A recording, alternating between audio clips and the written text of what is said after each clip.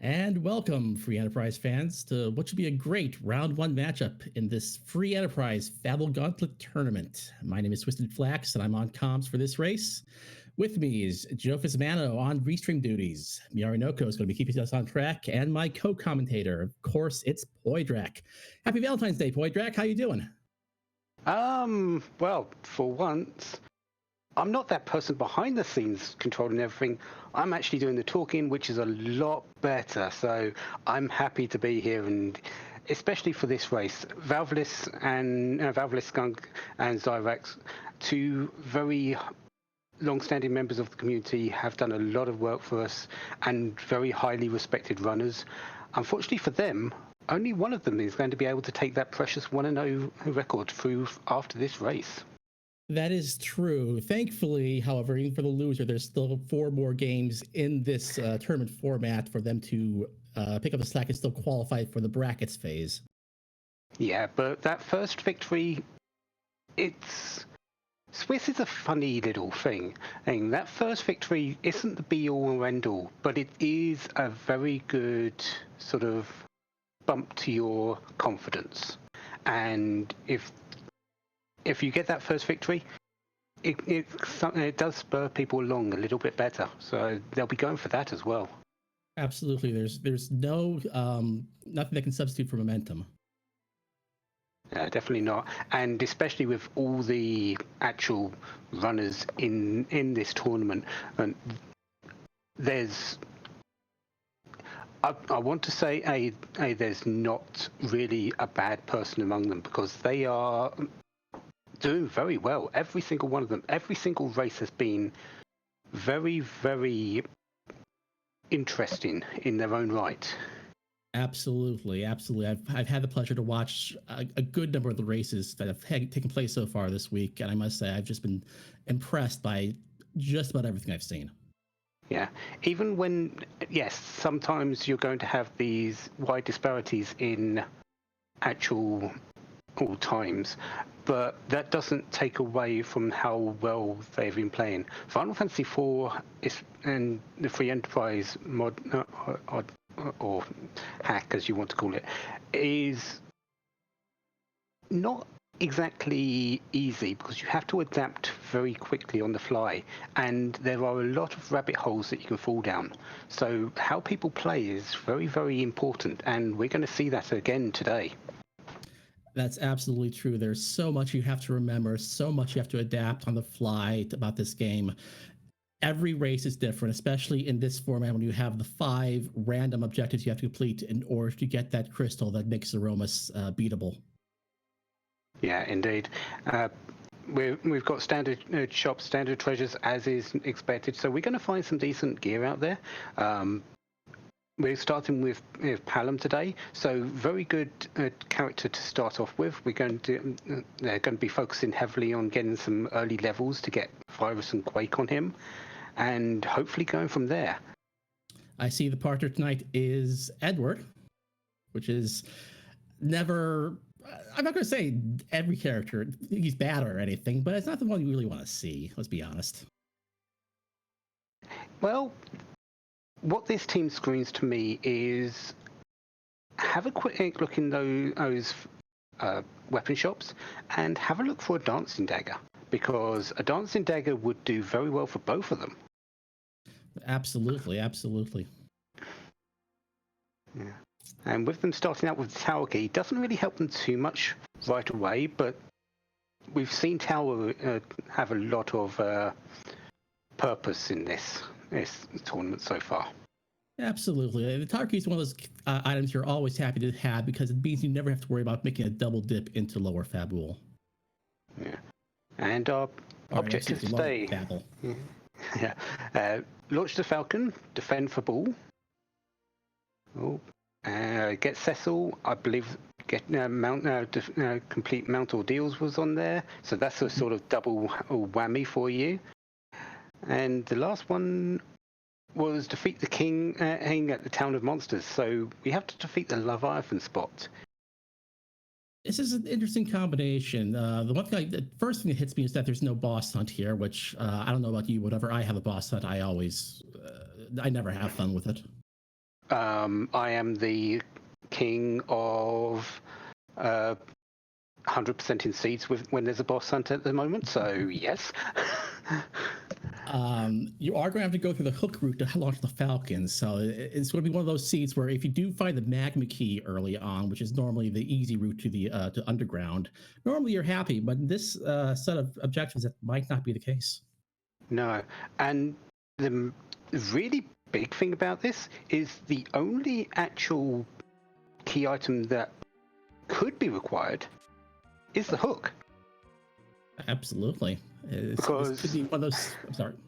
Yeah, because Fabul's on the overworld, don't need anything for that. Ordeals is on the overworld, don't need anything for that. Cecil might be on the overworld. Launch the Falcon and would get you underground, and there's the king. I think we just saw Fusia taking a nap in the Ben Kaipo, which means that if you find the Sand Ruby, you've got a really nice character.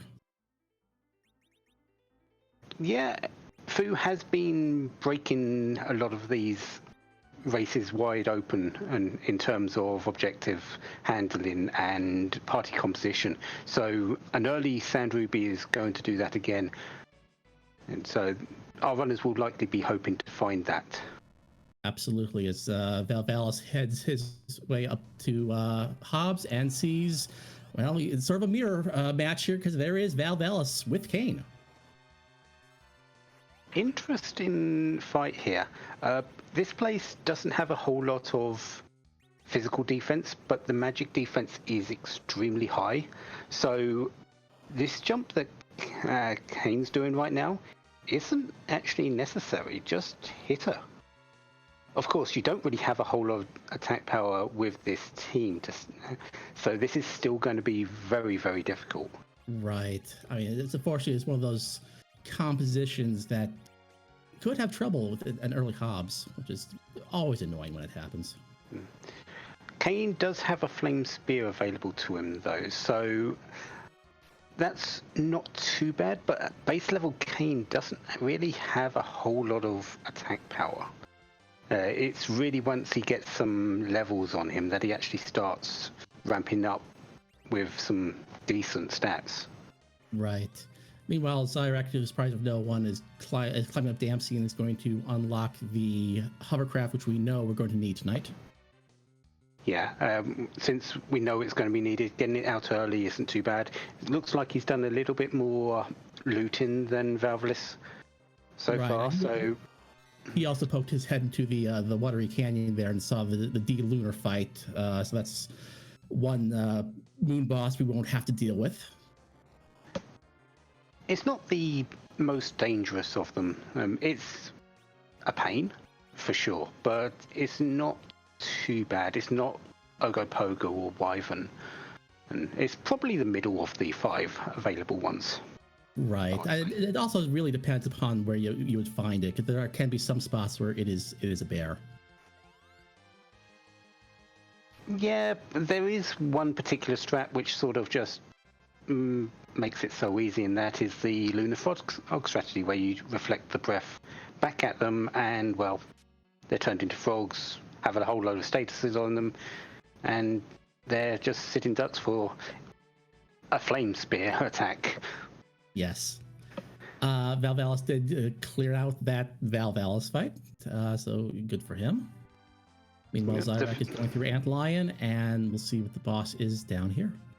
Yeah, one thing I did notice just there is he has found a curse ring, which will be extremely useful for things for most fights later on in this seed. Being able to reduce your agility to pretty much negligible numbers for making your middle character as slow as possible, which means everyone around them goes much, much faster. Yes. The Calabrano fight here in this part of configuration before you get Palom's AoE attacks could be a problem, but as you see, he found a Boreas, which is a nice Ice 2 thing, which will clear this out right quick. Oh, yeah. So one shot out in there. It's very, pretty simple just to throw an item if you've got it. So very well aware, and a package as well. Yes, I will be very curious to see if he decides to cash it in right now, since that's a pretty much a free third character if you care to go through the Kaipo cutscene. I think he'll actually go and check it just to make sure if it's Cecil or not. Because Absolutely. Cecil has to be in the seed somewhere. It's guaranteed under the flag settings anyway. But you don't want to be wasting time finding him if you've got that particular item already in your inventory. Yep. And it looks to be exactly what he's doing. Meantime, I see Valvalis is also going through Antlion. Changing to an assassin days, and I'm probably looking at attack power differences. The flame spear will always be better than a dagger in terms of attack. Daggers tend to be a little bit more accurate, but if for him when he's going to be jumping, it's the spear is the way to go in this case. Right. Zyrak found Rydia at the package spot and decided that, nah, I don't really need her. As good as pretty much all the characters are at the moment, Rydia is, I'm actually going to have to say I think she was the one that was hit hardest by all the changes that have been made in 4.0.0, and she's just not really that desirable right now. No, that's very accurate, especially when you started with Palom. Yeah. You really don't need another Black Mage, especially one that takes so long to get online. Yeah, and since we know there's no boss hunt going on here, there's no real need to go through all the cutscenes to just get that one character, which you're most likely going to be swapping out, especially since Zorak's already seen Fu in the Kaipo bed. Sand Ruby, there's an easy swap right now. Right. Yeah, especially because you also know you're going to be seeing Cecil at some point in the seed, so you'll almost always want to take him because he's got such good endgame weapons and just one of the better melee characters. Yeah. But with that sort of melee orientated group, you're going to be wanting really a white mage or Barkus Wine. Absolutely. And right now, neither of them are showing their faces. No, it could potentially be a problem. I see Valvalis has angered the dolls and has brought out Calbrena, but even this first location, it still should not be a problem. No, it shouldn't have much more than 400 HP, so Kane easily just cuts that down. And Zyrak having a little bit of a problem with the Valvalis fight, just down to Nope. no. It's gone. That's sort of why you don't want Valvalis to be out of her spin. And she only gets, while she's in the spin, she gets three different moves, which is weak, then she does Ray, which puts gradual petrification on you, and then after a turn, and then her next turn is to punch, and then she follows that up. If she's out of her spin, she punches every single time, and with low HP at the moment, we're not exactly going to be able to handle too many of those punches. No, that is a very good point. The Ray is really not worried. You have nothing to worry about at this point, and you can manage around the week in the punching. And as you can see, even Edward is doing for this stage of the game a fair amount of damage in almost 100 or just over. So there's no defense here. You don't have to worry about it. That's true. Meanwhile, Valvalis has hit Fabul and looks to be probably going to be. Oh, he's just looking at the shops here. I imagine they'll want to go just defend Fabul and clear out that second objective. Yeah, and to answer you, Mirinoko, yes, the Cowboy Big Doll actually has counters to elemental attacks. So if you use fire on it, it counters with flame.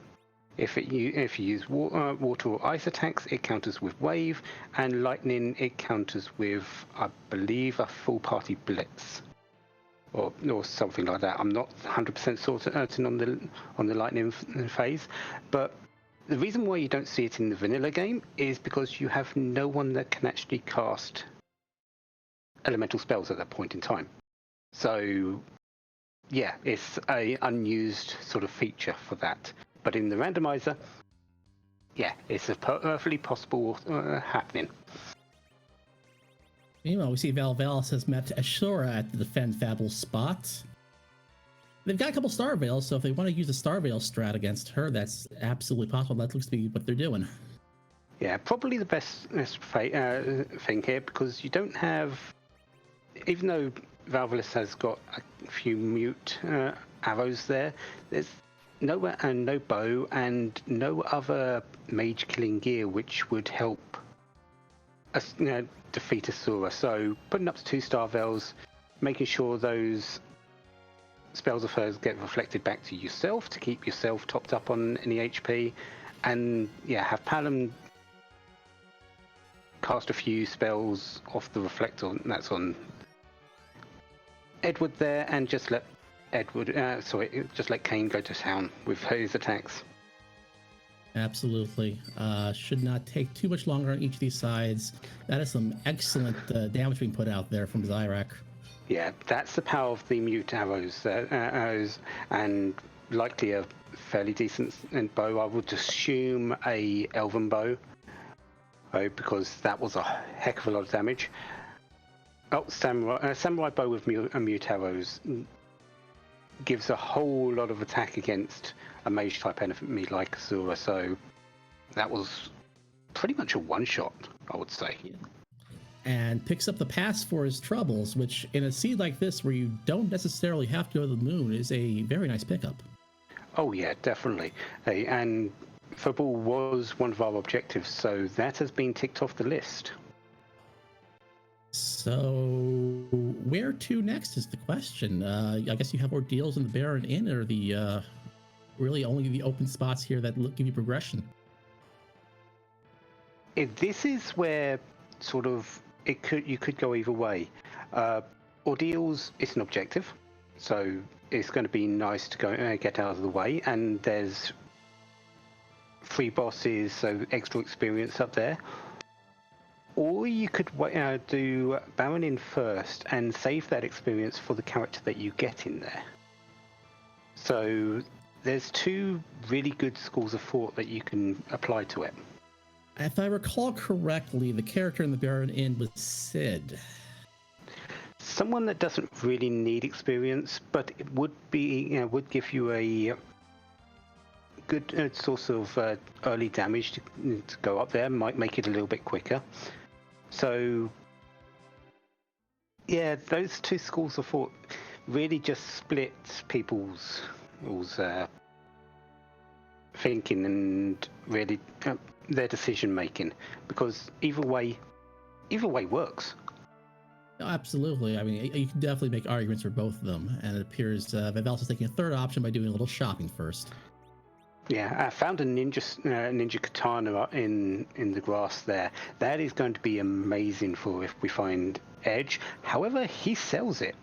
I mean, it is 36,000 gold, which, you know, when you find some early silk webs, it's definitely a possibility. Yeah, I probably would have kept it for a little while first, because we don't. If it was just the silk webs, you don't really need a whole lot of money there. And if you find something really good later on, like sirens, hourglasses, coffins, you're going to want them. And if you spend all your money before that and you've got nothing to sell, not quite as good. Absolutely. We see Zyrak is going up Mount Ordeals. And in the first spot, this should not be too much of a problem. It's just going to be the guards. Well, Baron Guards, it's not too bad. They are mages. They are weak to that samurai and mute arrows that Edward is rocking. They're going to counter pretty much anything you do unless you silence them. But their punches aren't actually going to be too bad here because the attack power in this spot is pitiful. And there's one going down, I imagine, with Edward throwing down 1,000 damage at this part of the game. Yeah, that's not going to be a problem there. Yeah, a good representation was that is Paladin was minied there, which reduces pretty much your defenses to 0, and the guard and the one guard that did the punch on him hit for 25. Yes, so there's no problems there. Valvalis, I saw poked his head into Mist Village to see who was there, and I think also just pieced out when he saw Rydia.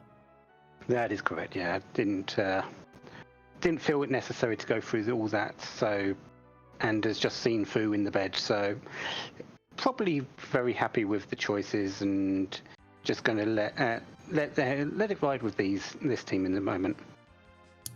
We've got Kinatsu in the back attack spot here, with the Paladin with the lit should not be a problem here, and Zeus Rages as well, for that matter. The Zeus Rage is really the big thing here. Kinatsu is an odd boss. That wave's still coming off, but it won't do too much damage because that Zeus Rage did a whole lot of damage. Without the wave up, he's weak to ice, which Zyrek's just taken very much advantage of there. But when the wave is up, he's weak to lightning. So you need to handle your attacks carefully. Right. And now that he's in a shell, it's just a matter of time. Yeah. One more ice 2 and he will be done. Do you need to be careful though? Go ahead. No, go ahead. You go ahead, please. Yeah, I was just going to mention that there is the possibility that after that remedy, he would start another wave, and if the Ice 2 was queued up and hit during that, after that wave was caught up, it would have healed him. So timing was very, very key there, but Zarek pulled it off. That's absolutely correct. We see Val's gone over to Troya. I saw that he went into the, not the treasury because there's not the Earth Crystal, but all the other chests down there. He's also continuing to do some shopping. Yeah, saw some vampires here, so might just pick up a few of those just to supplement the lack of damage that he's got at the moment. Yes, that would be a very good idea. Actually, I think it's probably what he wants from the shopping. Yeah, he's grabbing a few. Yeah, that should make his trip up ordeals or Baron in, whichever one he chooses, much easier to deal with. We've got the Dark Imps in the third spot on ordeals. Given the fact that this boss spot has approximately 4 HP, this should not be a problem. It's got a little bit more than 4 HP, but whenever I play. Only by 299. There we go. Yeah, one virus takes care of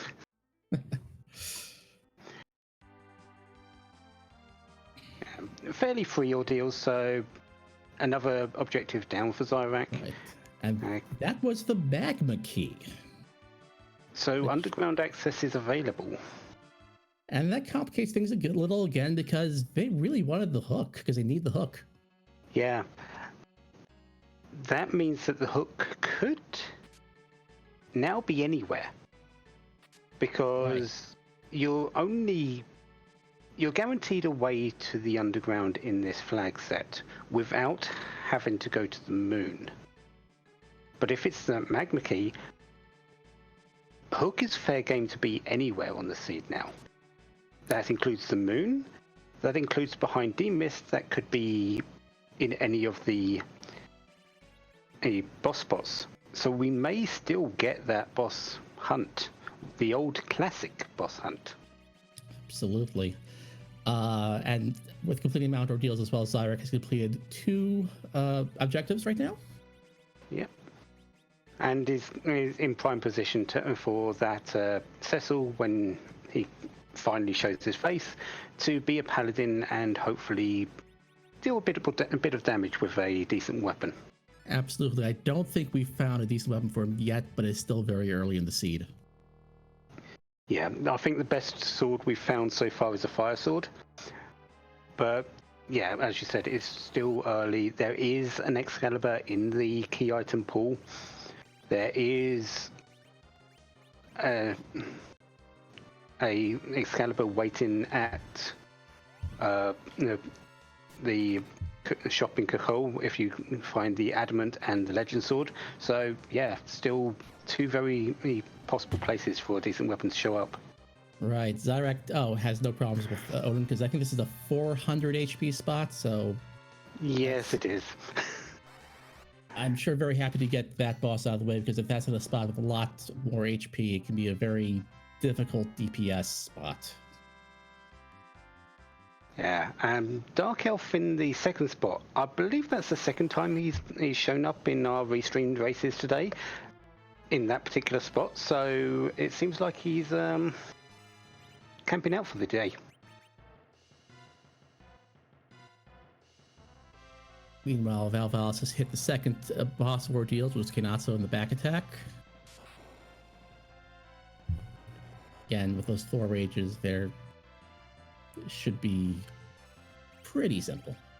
Yeah, taking a slightly different approach using the 4 rages, which are pretty much the same as the Zeus Rage, but much less power because it's a lit 1 attack rather than a lit 2. Right, but it still has the effect of disrupting the wave attack. Yes, it is. It does. It's a very quick and easy way just to get that wave out of the way and let Kunyatso reset his script. Yes. And with that last virus that Palom throws out, we have no more Dark Elf. We're going to get our Sid, and we are also going to get an Adamant. So there's one half of that Excalibur that I was talking about a little while ago. I don't think he's going to be too disappointed in that, knowing Cecil is a objective. And since he's already found the magma key, he knows his way underground. It's really I think the only thing that's playing on his mind is, where is the hook? Because absolutely. That's the only thing that's needing to be known. That hook could be anywhere, and I have to imagine after pretty much clearing the overworld at this point, he's just going to take that magma key and throw it down the well. Yeah, there's no boss hunt just yet, so no need to really look for the Mist Dragon. So not going to check those quick and easy bosses. We've already seen D-Lunas in the Octoman spot. We don't know what's in the vanilla D-Luna spot. D-Mist spot, but no need to check there just yet. No, it's not gotten to that point where you have to be that desperate looking for potential progression in random boss spots.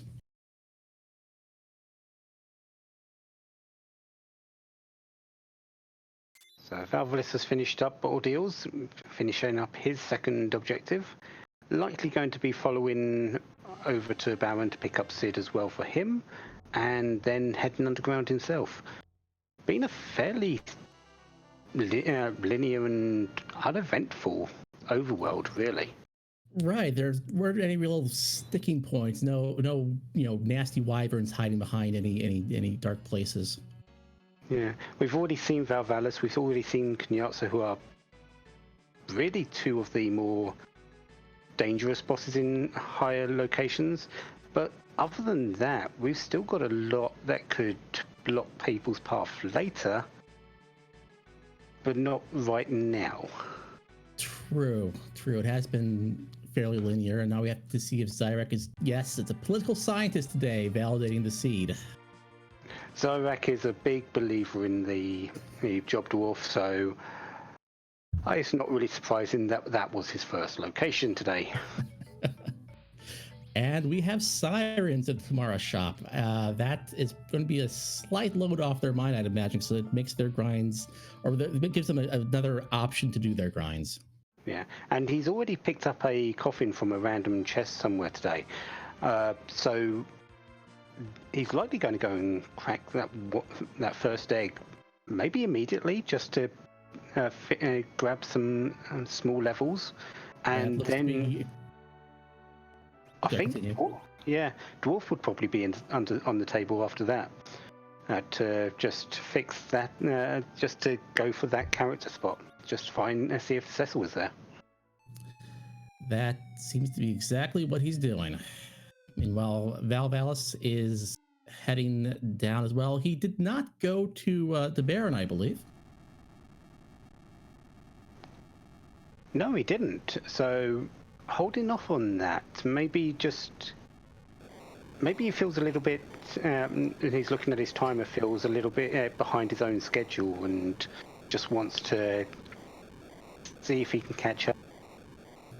I would say you wouldn't necessarily want a sit at this point. He's really good at the early game, if you want to call it that. But as we get into the underworld, he starts falling off a little.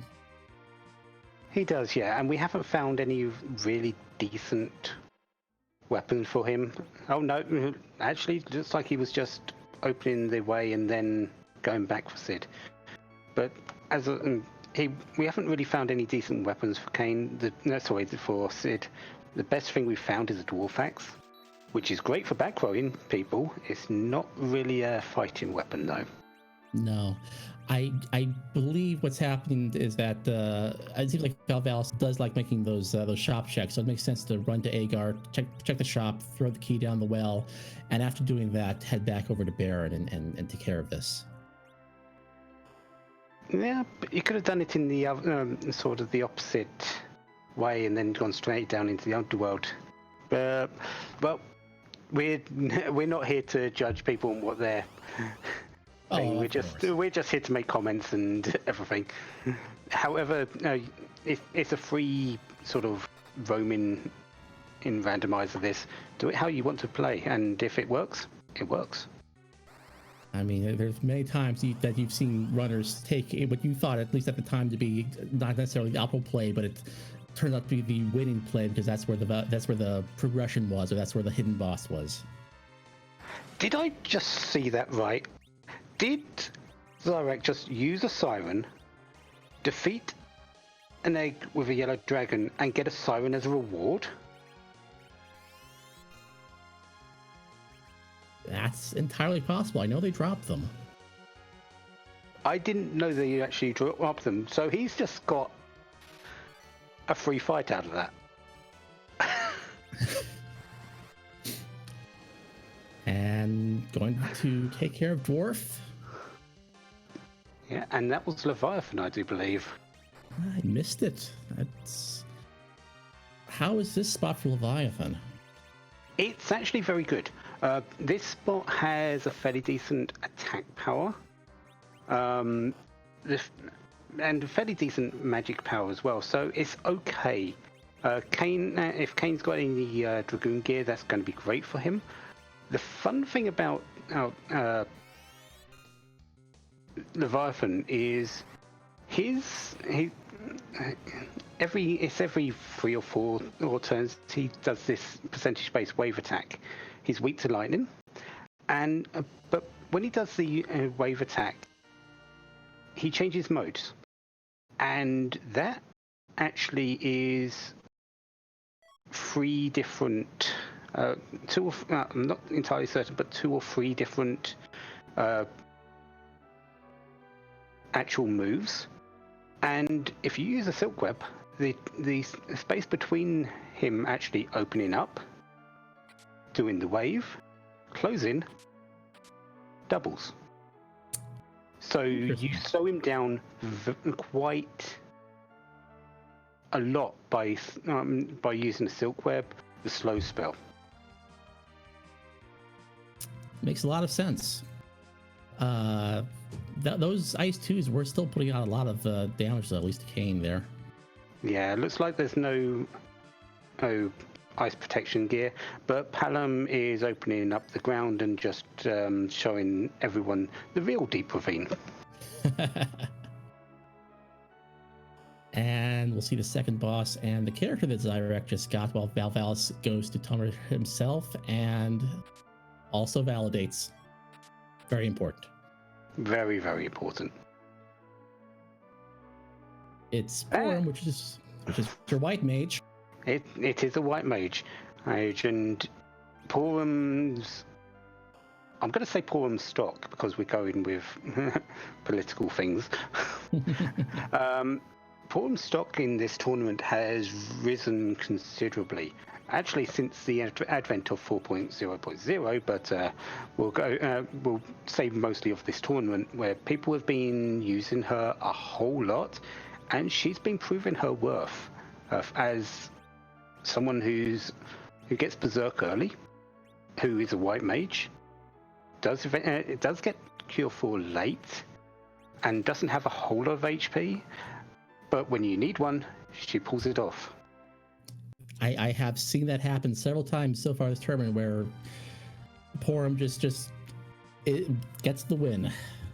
Yeah, and she's not lacking in magical defense, which is really a staple for the Zeromus fight. There's a whole lot of magic damage. It's entirely magical damage, and if you can avoid some of those spell multipliers that Zeromus throws out, which Porum is very good at with her natural will growth and some decent gear, she'll tank things. She'll tank those big bangs, those meteors, those nukes, those viruses. We see a pink tail that Luca has today, which is slightly interesting because you know you are going to get the hook at some point. That pink tail can be turned in for a very nice item. Yeah, unfortunately no adamants because we don't want people to have easy mode in this in this particular tournament. But a very nice piece of gear is awaiting them if they want to hand it in. Meanwhile, Valvalis has cracked one egg and then come down to Feymarsh to grab the free item on offer and probably taking a look at the two bosses here as well. Yeah, very likely. It's not likely anything he's going to actually be able to take unless it's a free boss. But he'll like to have that information ready for later, so he knows what he's up against and how much resources he's going to be spending on it. Absolutely. Item shop looks to be a little bit of a bust. Yeah, we found sirens, but we haven't really found hourglasses or coffins. We only that one that was in the chest earlier. So, and I think Zyrek has kept that coffin. So I'm not too sure if Valvalis actually used his on that one siren. I believe I saw that he did. That's an interesting shop. That light sword might be tempting a few people somewhere down the line if they don't get that Excalibur quickly. That is accurate. Yeah. And there was also that rune axe. I think we've already gone through the majority of the mage type bosses, so it's not as ideal, but a weapon for Kane at this stage, yeah, you might want it. Valvalis is taking a quick peek at that lunar boss and finds Pale Dim. That is horrible. Yeah, probably not the one you wanted to see at that location. No, the Leviathan spot is one of the hardest hitting spots in the game. Very fast, and Pale Dim has a chance to just punch you. It doesn't do anything else apart from cast slow as a counterattack. It just punches. And those punches are going to be hitting you for 1,000 to 2,000 damage. Yeah, oh, there is the hook. So, we're only looking for Cecil. That is very true.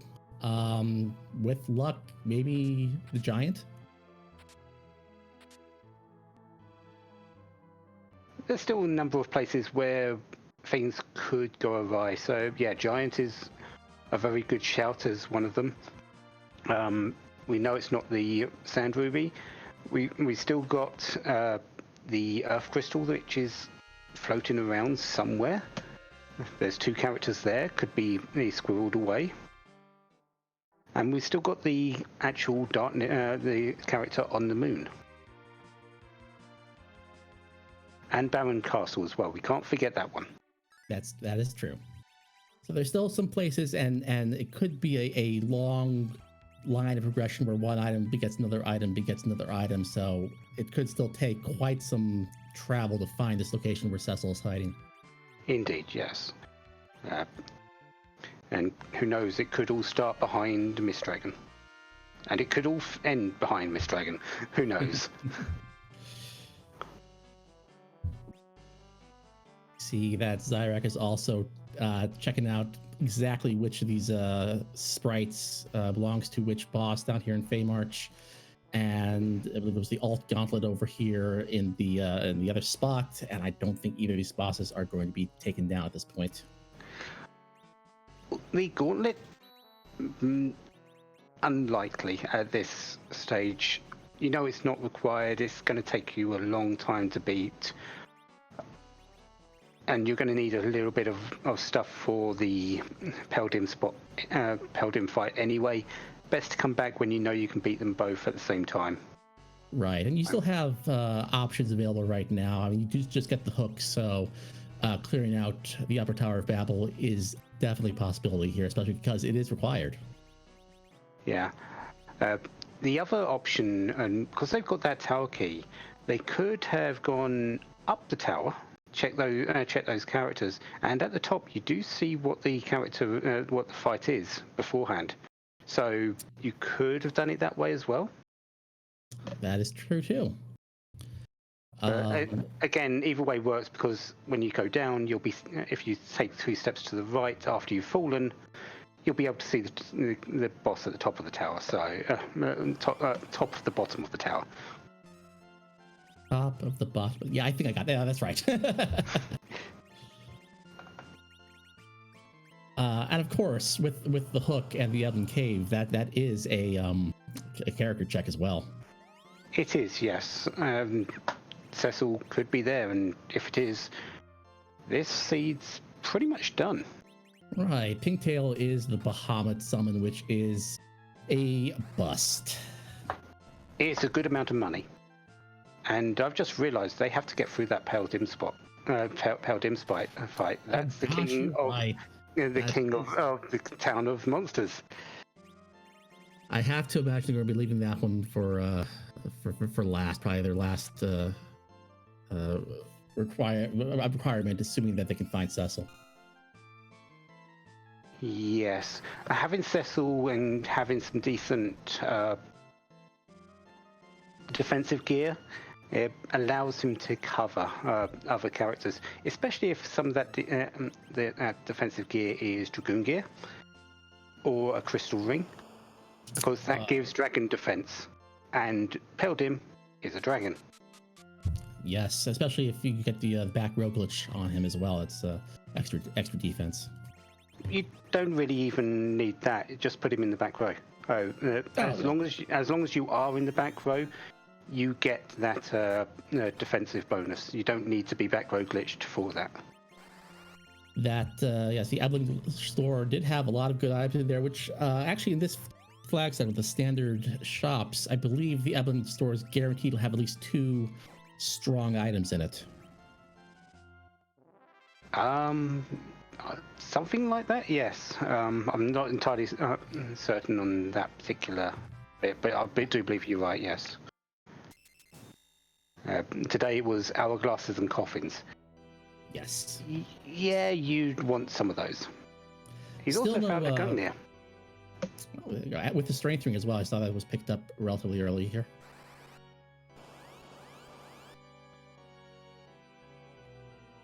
I just saw him pick up some Dragoon armor. as soon as that Cecil's found, that might be going on to him for that defense against Pale Dim later. Checking the trap chest here in the cave as well, finding the Stelman fight. This used to be a bit of a grind fight, but especially now that you've got those 2 eggs cracked already, I figure you just probably want the good item that's being hidden here. Does he really need items though? I think really all he needs now is enough levels to find Cecil, and then he's done. Because he's going down out for the Falcon now. There's not really too much holding him back. Cause he's got sirens. He's got coffins now. Yeah, I think all that's really needed is the grind.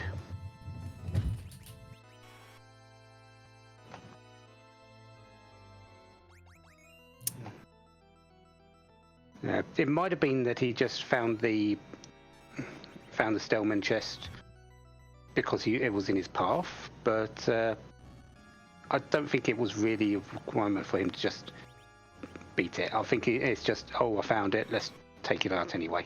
Sure. Meanwhile, I saw Valvalis got Globe 99 on the CPU fight, but still had no problem taking out the remaining HP there.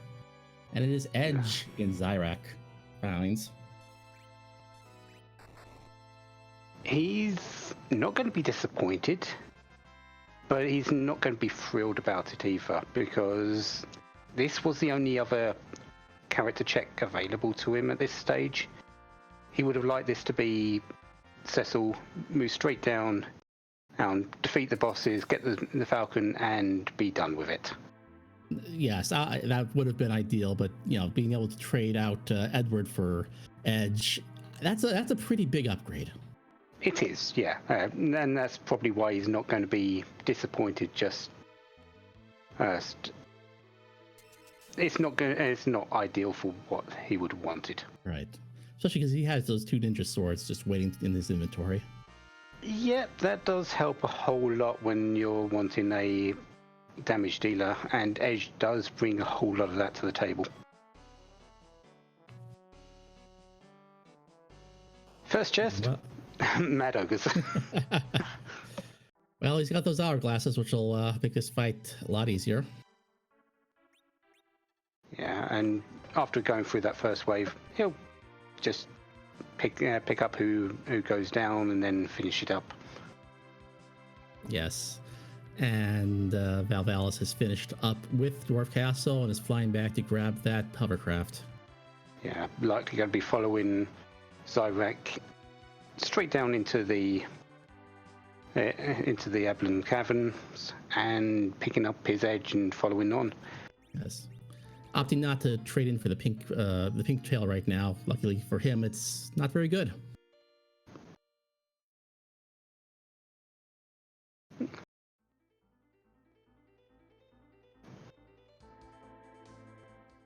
Definitely, because this season is a bit linear and not really too much divergence between the two.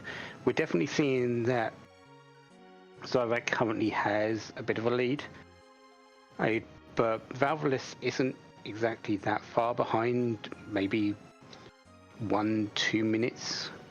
It's if he doesn't take on the chests, the trap chests like Zyrak has.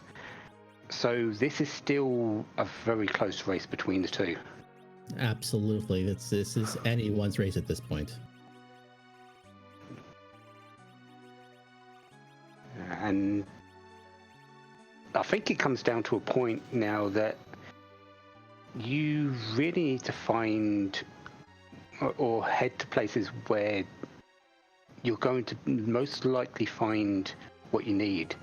So we're going to need to find easy key item locations that will give you a character check. And the only place I can think of right now is either Sheila 1 or the tower. The thing about the tower is it is 2 key item checks, where Sheila 1 is just, well, is going to be just the 1. So Yeah. Sheila 1 is quicker, but the tower does give those 2, like you said, and is behind 2 bosses. So True. There's a potential of misdragon, and at the cost of that speed of the single check.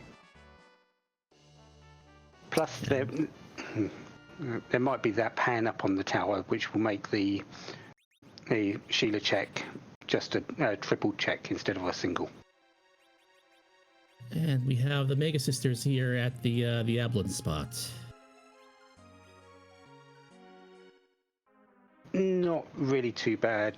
The majority of the damage here is going to come from Cindy, with that scythe of hers, because this is a very heavy physical spot.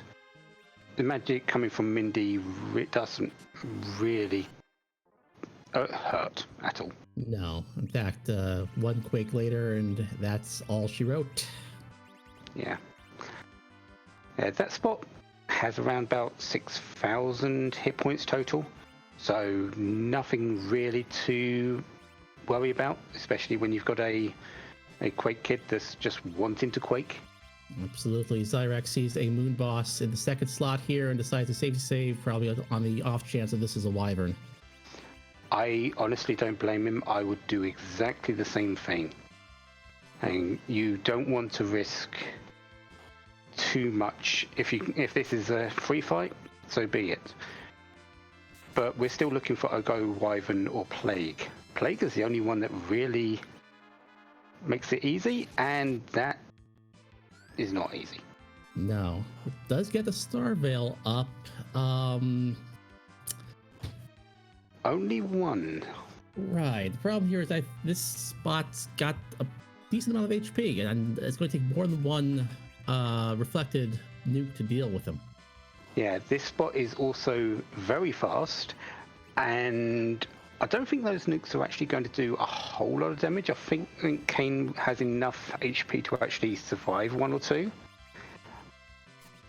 Well, I think that's a little bit of a mistake there. I think he should have seen how much damage it was doing first. I think we're going to manipulate a few things around here, try to get a couple more Star Veils off than just the 1, and see if we can't grind this thing out a little more. Yeah, with Sid with that Dwarf Axe and Edge in the top spot, should be getting a lot of... should be getting 2 or 3 Star Veils off now. But again, I don't think this spot, the nukes actually do a whole lot of damage, maybe 800, 900 max. I think Kane and Sid can actually tank 1. But we'll have to see once he actually has 1 thrown at him. Yes.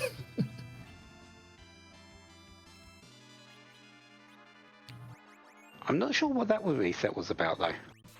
I think he accidentally parried Edge instead of throwing up a Star Veil, so he wanted to get the fight off on the right start. That would make a whole lot of sense. Doesn't look like he's got too many Star Veils.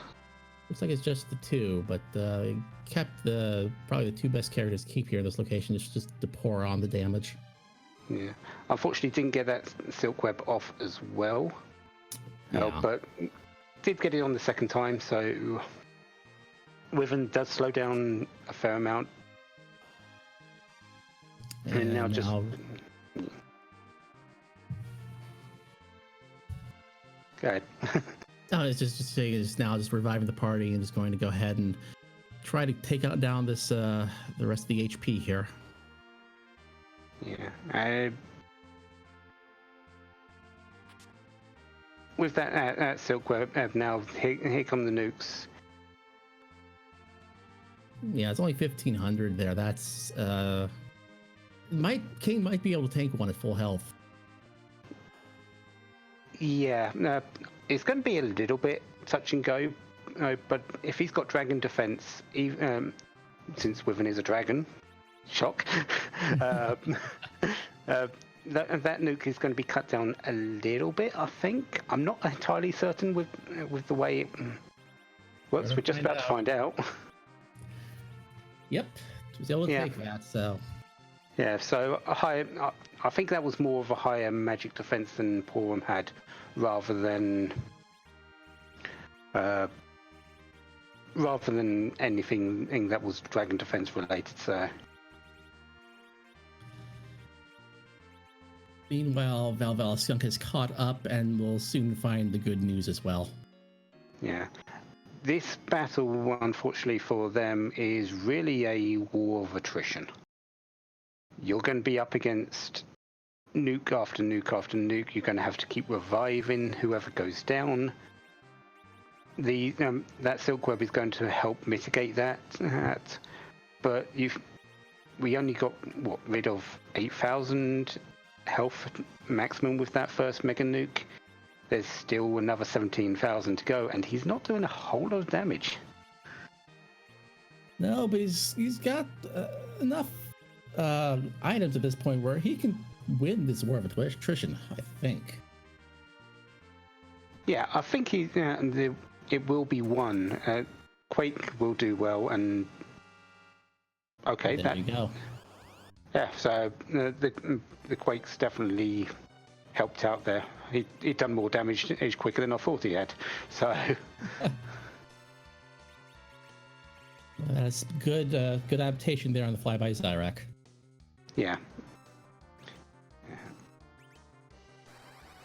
You always have to be aware of the event within at this spot if you have to go through the magma key first.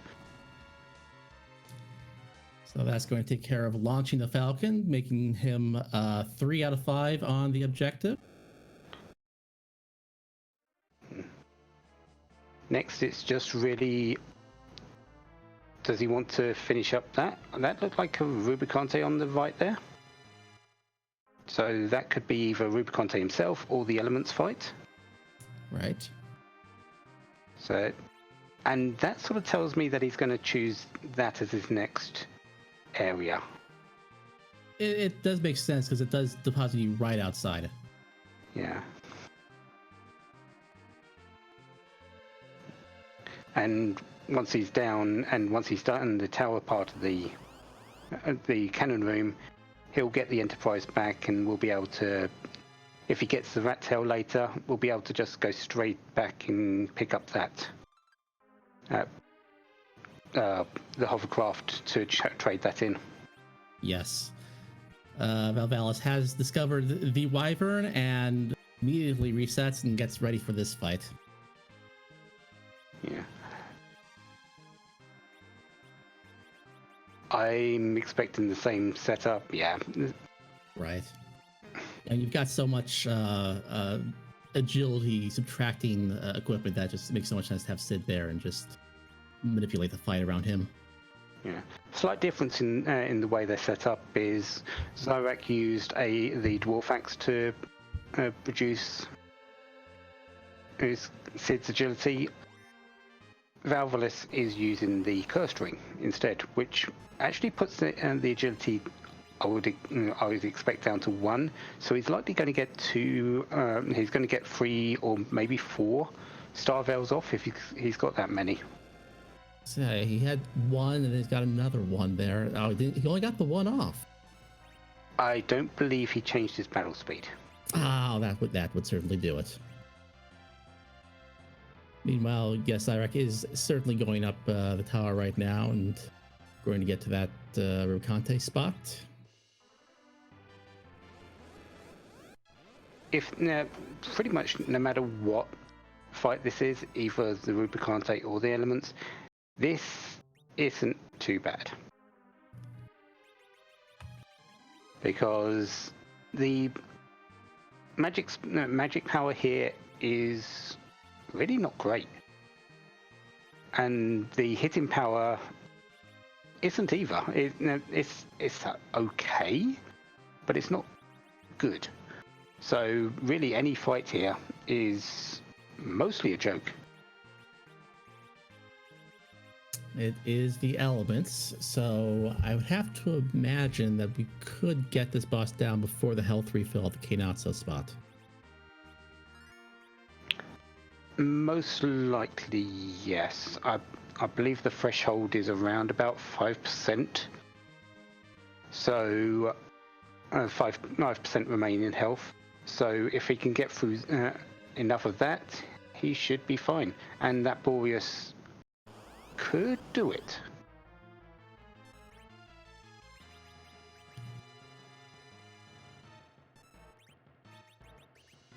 I mean, you look at that Fire 3 there, you can see that the magic attack in that location really isn't that difficult.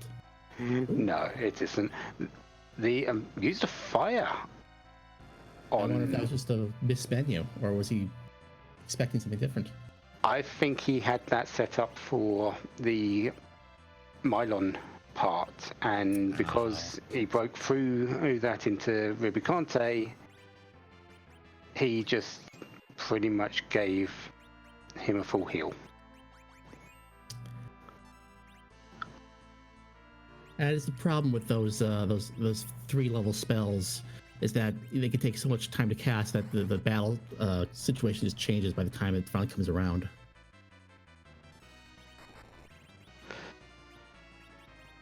And we'd like to welcome RPG Limit Break, who's coming in with a party of 167. Welcome to a so far pretty, I won't say an easy scene necessarily, but it's been pretty straightforward. It's been very benign, I would say. The hardest spot is actually on ValvalisSkunk screen right now. That Wyvern is at the Rubicante spot, and launching the Falcon has been required. So, quick rundown of our objectives as they are. Launch the Falcon, Wyvern is gating that. Defend Fabul.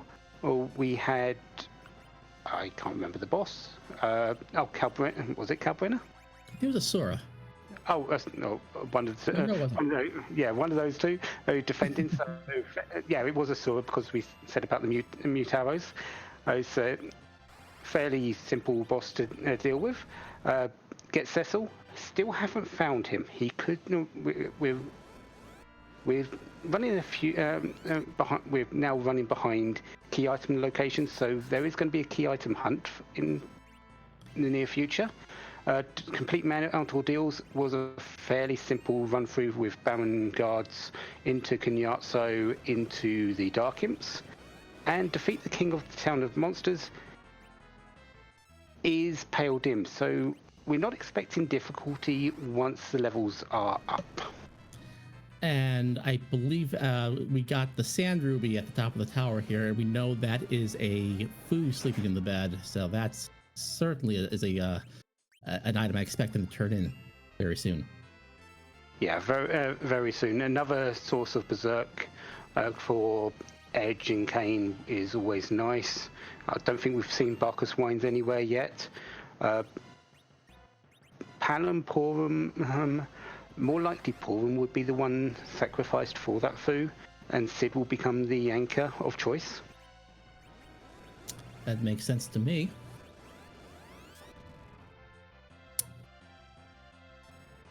I'm sorry, continue. No, go ahead. I was just about to say, Valvalis is going, and with his War of Attrition, Zyrak is just about to pick up his key item. Oh, we get the Legend Sword, which with the already existing adamant that once we do find Cecil, he's going to have a very nice weapon. Yeah. The question is it going to be worth taking him? At that point. I mean, the question, that is definitely a good question, because if he does wind up being at the Giant, for example, it might not even to grind him back up. Yeah, because we've already got a good way to grind with Sirens being found, Coffins being found. We've got Fu that's going to be likely picked up very soon, so we've got sources of weak for a D-Machine grind or Gold Dragon grind.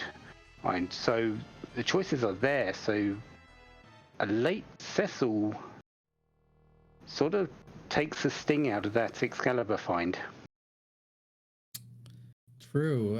ValvalisSkunk has gotten through the Wyvern fight. Well done to him. He's going to clear out that third objective of launching the Falcon very soon. Meanwhile, on Zyrak's side, we do see that he went down to the Sylph Cave and talked to Yang, and we're going to see what we have here in the first item location. The Twin Harp. That's interesting. Yeah. It's not a character check, but it could be a progression item. Yeah. There are now three checks that can be made. The two bosses in Feymarsh, the Land of Summon Monsters, which are the King spot being Pale Dim, the Queen spot being the alternate Gauntlet, or this Twin Harp.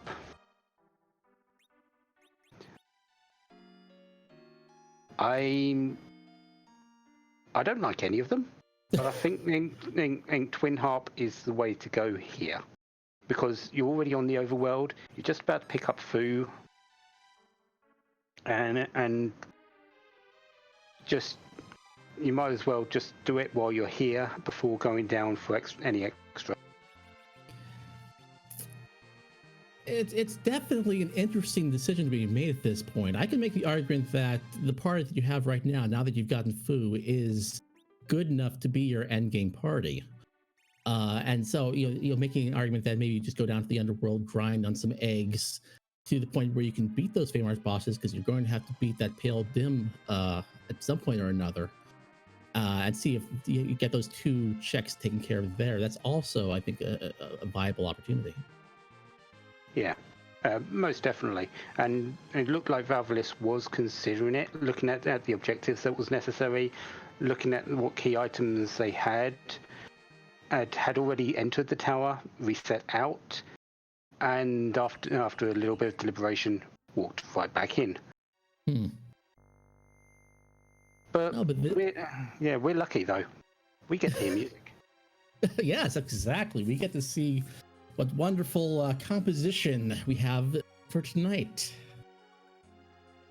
So get those harps in the chat. Get everyone's ears peeled. We're going to be silent for a little bit in a moment, and we're going to enjoy it just as much as everyone else. Absolutely. Always like playing Name That Tune, because always wonderful to hear what kind of things they have for us. And the other two seeds, other two restreamed seeds, had it required, we're just getting it casually. No requirements needed. They're just going for it.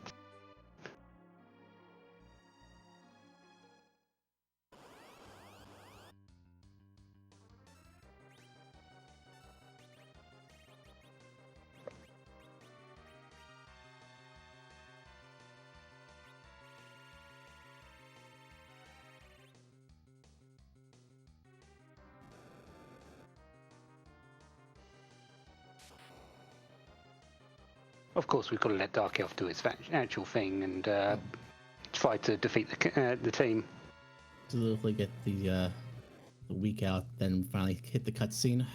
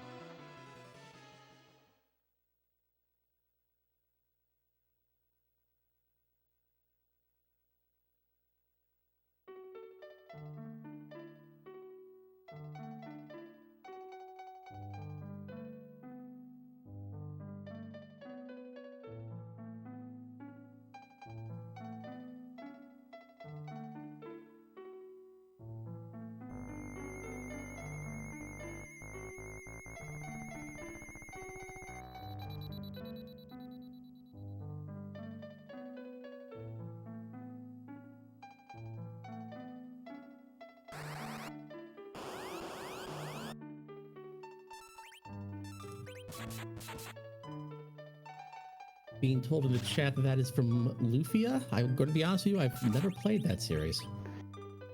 I have not either, but I've heard it, heard about that, and considering the entire plot is mostly about a love story, basically, I think it's very appropriate on our Valentine's Day today. That's very nice. Absolutely. And it's definitely a tune that portrays it as well. Very nice, relaxing tune. Yes, and Antlion hiding behind the Dark Elf spot is absolutely no problem given where we are right now with these levels. Oh yeah, nothing too difficult. And another difficult boss on Valvalis' side, Evil Wall at the in the cannon room, already been defeated by Zyrek, but there he goes again. And it's the Luca key. This could be a very long chain of progression that either could lead to Cecil or could lead nowhere. Indeed, yeah. We're still looking for that Darkness Crystal. We're still looking for the Earth Crystal or Baron for pretty much all the remaining character checks. So it could be anywhere. We're still at that free key item check threshold. Now, I do believe also that this was the 10th key item, so we should be getting double experience from this point as well. I do believe you're right. So we could see a number of early grinds with the eggs just to make them ready for any long checks that they need to make. We do see Zyrek turning in the Adamant and the Legend Sword, which seems to imply that he's willing to take Cecil on whenever he finds him. Not necessarily. This does give you access to this particular shop, and Protect Rings and Heroine Robes are very nice. But that Excalibur, he may want it to throw. With Edge in the party, that's absolutely a possibility. And Valvalis is in exactly the same situation, going straight there after the tower. Hasn't done the twin harp up just yet, but is likely thinking on similar lines. I might need this to get through, to get through a boss that's coming up. It's a nice option to have.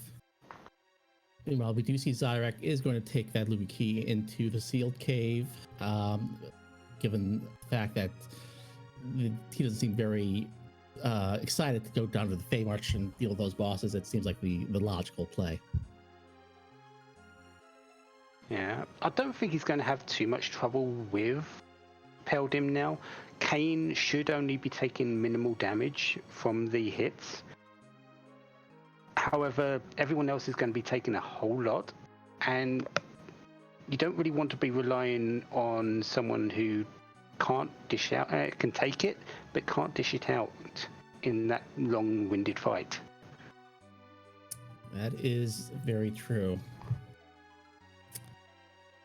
Now, one thing we haven't seen yet, I think, from either of our runners, is a check in the Vanilla demist location. It would be interesting if progression was hidden right there. I don't think we haven't found the demist. No, we haven't, and we are still on that old school boss hunt with demist. It's the only one that's available to us today. That could be holding the way to Cecil. We'll have to see. And it's a crystal ring in the sealed cave, not the item that they were looking for. No, but it is dragon defense against that pale dim. That could tip things, especially put onto a foo. Unfortunately, not going to be kept with Golbez there.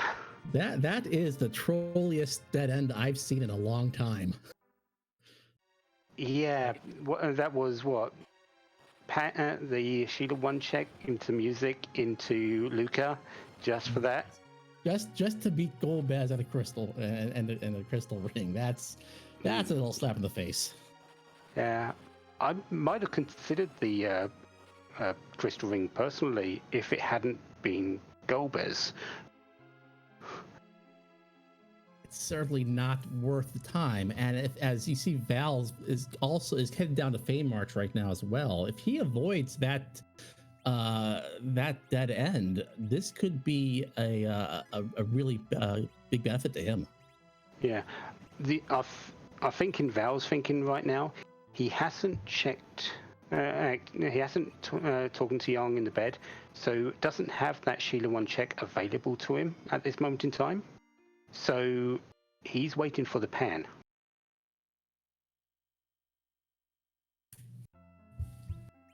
So, but because of that, that brings them pretty much neck and neck.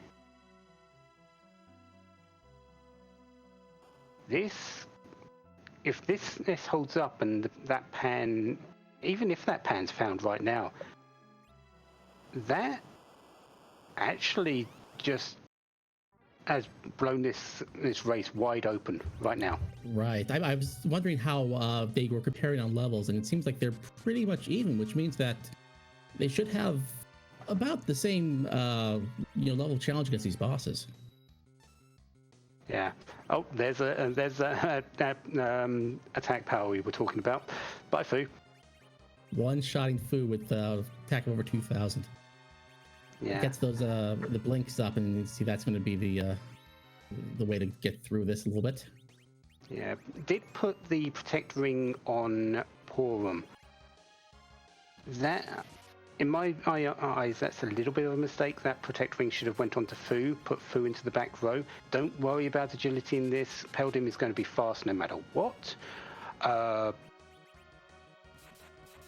Make sure Fu's protected so he can get those nukes out.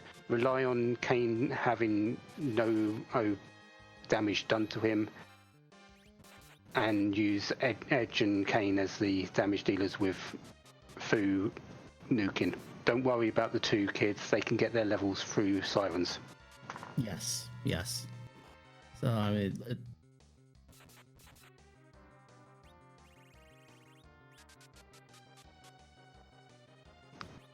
Interesting that they've chosen the same boss. They're likely seeing this is objective. Let's do this first. Let's try to avoid all Gauntlet. Right. I mean, this spot at this point...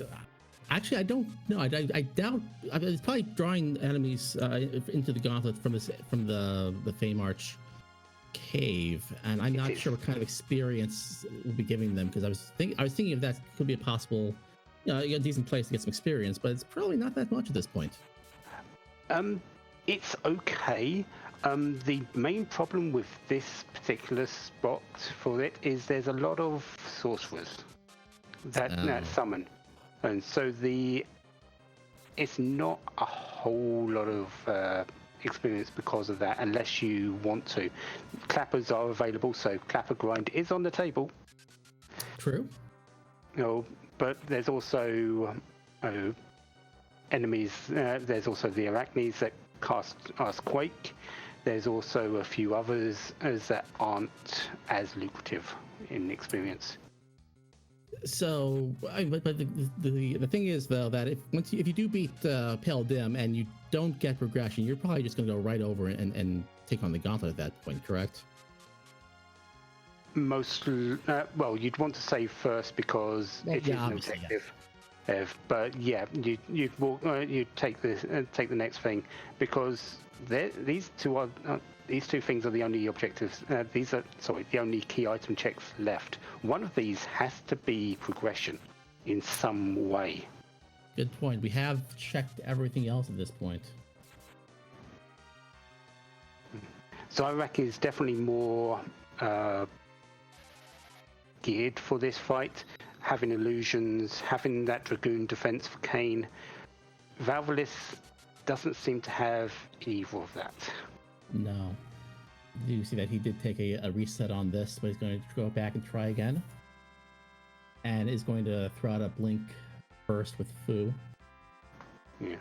Zyrak has completed the battle. So is this the way to go? Ooh, it's the Darkness Crystal. That is very, very interesting, because now the question is, do you want to take on the Gauntlet at this point, or you just want to run out? He's just going to run out and cash that in. I don't really blame him. I honestly don't blame him either. That's two potential character checks, one on the moon itself, one in the giant. Could be... It's definitely go check the moon first. Then it's... If it's Cecil, grind. If it's not Cecil, grind. and make your decision from there. Yes.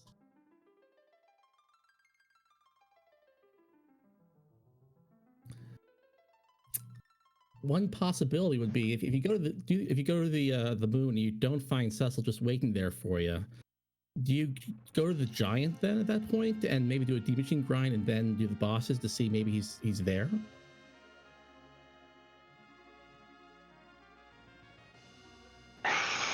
That's a difficult choice. The grind, doing the grind for levels would be nice, and if Cecil is there, you've got your go mode. You just come back to Earth. You go up through the pass route. The problem is if he isn't there afterwards, then you've wasted a lot of time going through two very high level, high hit points, and highly dangerous fights for nothing. It might come down to what Zyrak is thinking right now. If he thinks he's got a lead or think he's behind. I will imagine that if you think you're behind, you would probably want to take the more high variance option, and that's probably more of a high variance play. I would imagine in his mind, and granted, he did just go down the blind alley of the whole Twin Harp Luca key nonsense, but he's probably still thinking he's got a decent shot of being even, if not in head. Yeah, with the way it came out to being the that Peldin spot. Sorry, that Peldin fight being in the way onwards. I don't think he's too worried about where he is. He's just he's more worried about where he's going right now. And where he's going, he's picking up a second Fusoya. Fusoya being the duplicate character in this seed, and says yes to him and throws out Porum. That is a very that's not a surprise play in the slightest. Especially with what he's chosen, and he's gone straight to the giant as you suggested. I think seeing a second Fu who just made him go, this shouldn't be as bad now. I've got two sources of nuke. I've got Edge, who is fairly well geared for any physical encounters. Is my opponent going to make this play? Let's try it. That is very, very interesting.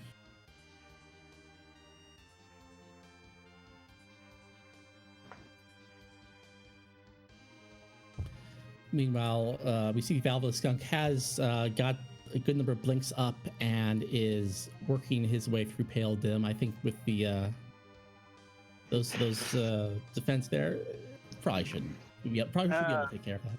Yeah, unfortunately for him, he cast Psych with Fu on Palom. Palom had a Quake queued up, and the Psych came out before the Quake and sucks up all the mana. But there is Pale Dim going down, meaning that is the fourth objective for ValvalisSkunk in the books. And again, it's just a Cecil find, and he'll be getting his Darkest Crystal too. Now, he's got the same choice as Zyrak here. Does he stay for the alternative Gauntlet, or does he go to the moon? I expect him to make the same decision, but I've been wrong on many occasions before. And we have Plague in the element spot on the giant. And Valvalis has just remembered, oh wait, I have exit. Of course, the danger here with Valvalis is that he hasn't done the Sheila 1 check, so I hope he doesn't choose that, because otherwise And that's where he looks to be going. Yeah. This could hold him down for a bit, because, as we know, this is a very long check going from this to Twin Harp to Luca for nothing.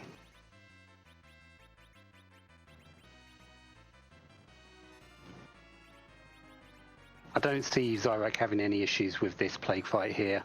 Yes, it's got a lot of hit points, but with Palom being the sacrificial person and actually having a Starville up, so not even that. With Edge and Kane dealing damage here with the occasional nuke, it's going to be fine. Absolutely. This spot, I think, just has... It's the 65,000 hit points because it's the maximum for the one character. So that should be cut through pretty quickly. And yes, we do see Valvalis going to talk to Sheila and might be going down a blind alley. Yeah, we'll have to see once he picks up that Twin Harp to see if he makes that decision. He might just avoid it.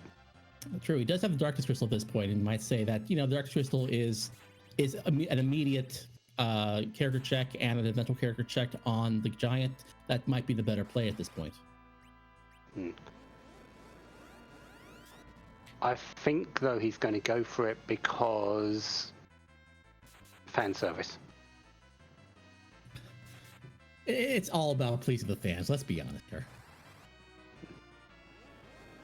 Joffre's Super Cheese is where you manipulate the agility of your characters and berserk them. And basically, as long as their turn doesn't come up, or the time doesn't come up, as long as you're relative 1 agility, the countdown timer will not actually run out. You will remain on 0 and keep hitting and hitting until the enemy dies. It's all about agility manipulation.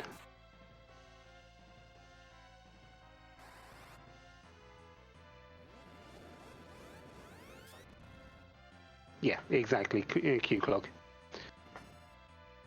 Because the timer actually needs a active tick on the to actually resolve its effect. If that never happens, your characters don't die.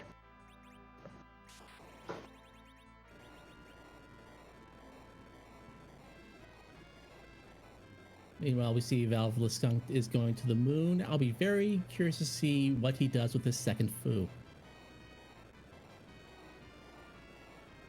Yeah, he's got the choice now of staying on the moon or doing the Giant, or going back for that Twin Harp.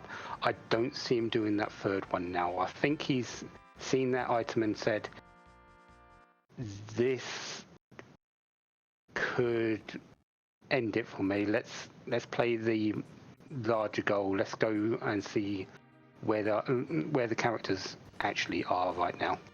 Absolutely, it's almost always a better play to just grab the straightforward characters that are right there rather than try to run down a potential dead end.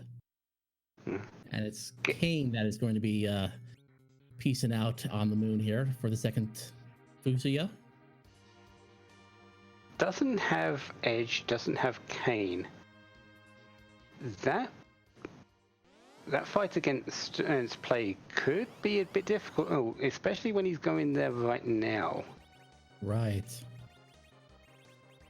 Oh, and hey, we have a demist fight in the CPU slot. Wait. Are we getting this? Are we getting the dream of it holding the key item for the final objective? Wow, that would be something. If it is, Joffez has just pulled out the miracle seed. And I will take everything I was going to say about this seed being fairly simple back.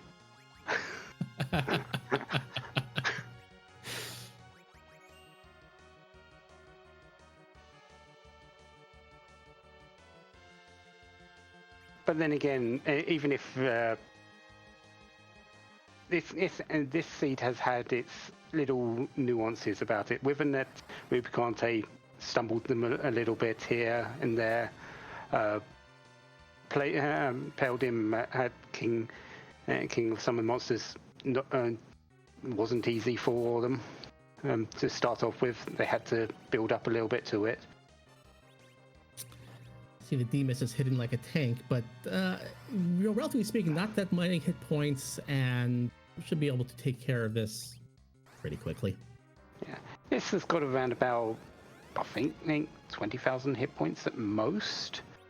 So a few nukes, a few quakes, a few hits from the boys there, and they'll be done like that. Absolutely. 300,000 experience though. I mean, this is taking the place of a lot of grinding as well. So we're great to see what kind of character lies behind this check, while Valvalis is also on the bridge here, taking on the Plague Spot. Valvalis has a little bit of... Well, Rosa, doubt it, she's going to be taken today, unfortunately. No, not at this point in the seed. Yeah, Valvalis has got a little bit of a different problem here. Not a whole lot of physical damage, quick physical damage. It's going to be mostly the nukes from Fu. Problem with that is, if Fu's only hitting for, say, 6,000 to 7,000, that's still more nukes than both of their mana pools combined required. So we have two locations left where the Cecil can be hiding. We have the Color of Zot and we have the Barren Castle. And we don't have either of the items that lead us there. So I believe the only places left are the demist item and back at the Gauntlet in Feymarch. We have all of the moon as well. Oh, of course. Silly me. Yeah. So I manually checked that off because I thought we didn't never have to go there. Yeah. All locations are available now. It's just we're still in that needle in the haystack phase. Yes.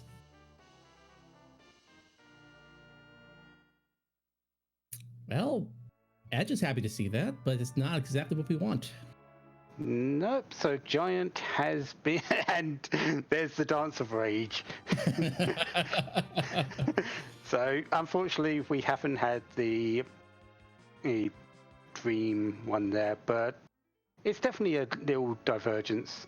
And those levels that were gained up there, I don't see Cecil being kept at this time now. Not at this point. No, it would take too much long, even with the slingshot experience, to keep him up. Yeah, you wouldn't want to do any more grinding at all. You've still got boss fights on the moon, which is likely going to be Zyrek's next play. And there's a lot of experience up there. So there's not going to be a whole lot of experience left outside those sirens. And you don't want to waste more time doing those. No, especially at this point in the season, when you're getting darn near 100% completion, you always have in the back of your mind, what is my opponent doing? How far along is he? Yeah, and going through that giant, he's going to see, he's going to think that was a complete waste of time play. If my opponent is still on the moon, I'm behind. Yes, I mean,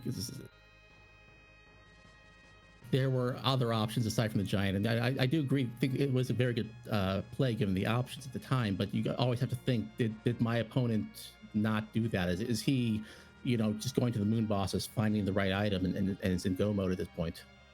Exactly. Yeah. It's difficult to really frame a mindset at this stage. There's a lot of adrenaline going on at this stage, going through you, both in terms of panic and the rush of trying to get everything done as quickly as possible. Right. I mean, every check you make that isn't that last character that you need for go mode is just a little more frustration. I see this as him going to the Bahamut spot right now as evidence of that. Not going down to the bottom of the moon, which is usually the first play a person would make. Zyrek's going to the top. There's a free fight here. He's going to take it. Oh yeah, I'm sure he's very happy to see this fight right now, even though they, yeah, I'll just coffin the officer and, you know, see you later.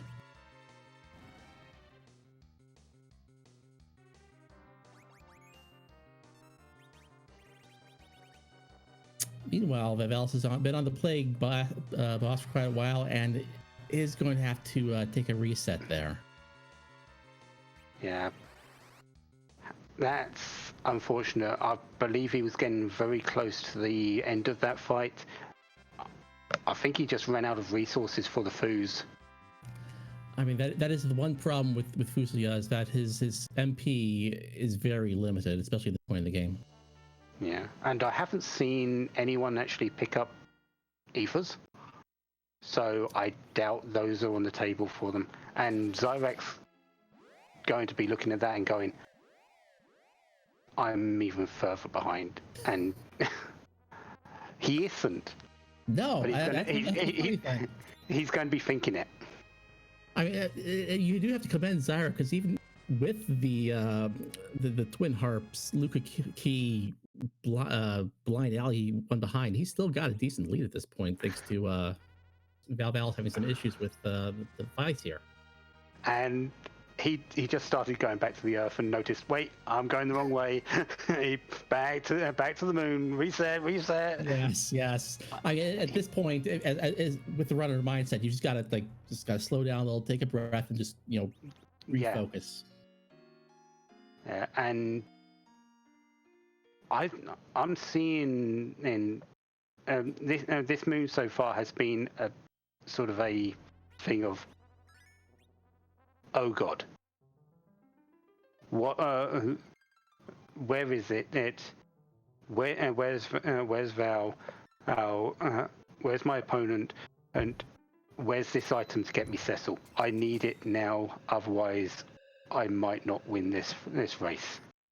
Here's a theoretical for you. Let's say you go down, fight the first boss, and you find the Baron key, which is the single character slot instead of the 2 character slot that Earth Crystal gives you. Do you keep fighting bosses because you're already here, or do you say, I'm going to take this 1 in 3 shot and go to Baron? I save on the moon, I go to Baron. If I don't see it, I come back up straight away. That makes a whole lot of sense to me. Yeah, because it's a 1 in 3 chance. It's not too bad. And if it's the Earth Crystal, 2 in 3, that's an even easier decision. You go to the locations that's required right now. You don't hesitate. Yeah, absolutely.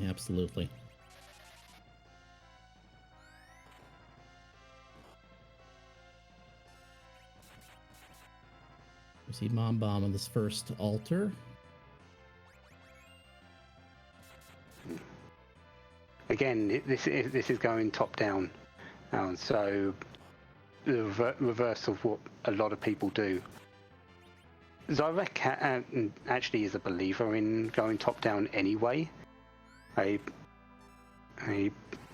But I still see this as a bit more of a let's go the other way. This time on purpose to counteract anything going up. It's true. If he thinks that his opponent might be doing this right now and is going, you know, the more traditional way, he might be doing it this way to just try to increase the variance and hopefully get there first.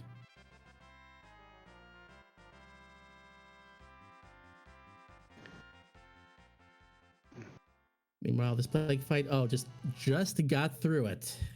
Ooh, that was close, but horseshoes and hand grenades. Absolutely. And Zyrak, first altar down is it's a Mazamune, or is it Murasame? I forgot which one it was. Either way, he's not interested in it. He resets out. Yeah. He's got the levels he wants now. He's got 2 foos. He doesn't need anything more. He's just going to take the quick routes and just get through. If I'm not mistaken, he's already got a Masamune and a ninja sword, so the upgrade there is having to. It's very minimal. or 2 ninja swords or Masamune ninja sword, that you're just not wanting it. You don't need it. Especially at this point when you're feeling a little bit desperate, you want to say, I just got to get through all the checks as fast as possible. Yeah. Valvalis is now coming up to Demist. He's going to be thinking, wait, is this it? Have I just made the play? Hey, is Zyrak on the moon doing the checks there, and I've just pulled out this? Now, here's the problem, though, is that if he goes to check the Demist with Rydia's mom, does he then go up to take care of Twin Harp at the same time? Because he's about in the same neighborhood. Yeah. And there's still that alternate Gauntlet that's probably playing on everyone's mind, or both the runners' mind. Was it there? I wanted it to just be hilarious if everyone just stepped out from the alternate Gauntlet in Fame Arch, and that wound up being the place. Not just once, twice. They were originally for the first check. They saw it, didn't go for it. Then they went back for Pearl Dim, didn't go for it. Now they're on the moon. I'm sure Zyrak is very happy to see a free fight at the Ribbon location, I believe he went to, so he can grab those 2 key items there. Yeah, another boatload of experience for Palom should get him up to nuke levels here. So very much go for Zeromus even more so than already.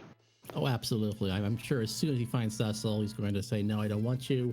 I've got a date with Zeromus. Yeah. And this way, fire 1 and just to do 1 damage wins the fight.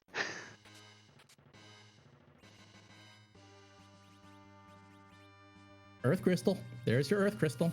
And a Stardust Rod as well. That's fairly nice, yeah. But if he stays on the moon right now, I would be very surprised. He's not even going to bother saving here. I suppose at this point, you saved before getting that, and the Earth Crystal winds up being you don't really lose anything by restoring an earlier save. You only lose a couple of levels on Palom, and that fight isn't too long, so you can get through it again if you want those levels.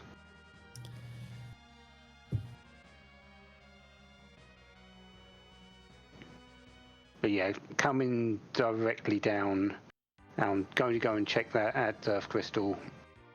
Right. Completely the right play to make right now.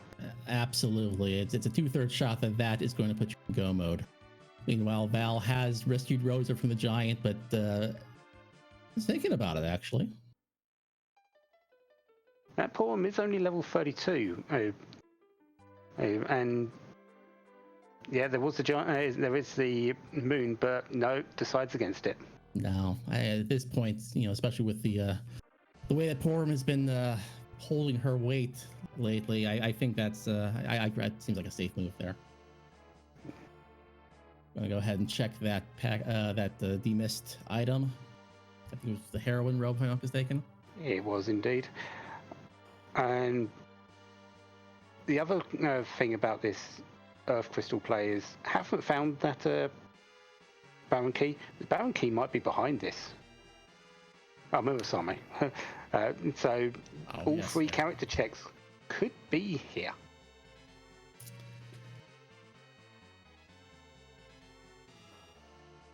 That's interesting. That would be an interesting one. At least, but if you did get the Baron Key here, at least you knew that has to be the location. I mean, there's no more question. Yeah.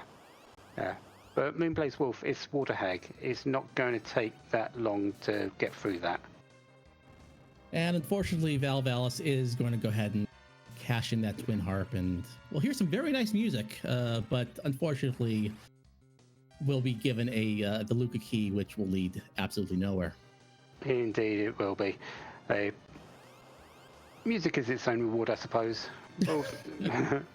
I appreciate it. I am grateful for that. Yeah. So, does Zyrak find what he's looking for?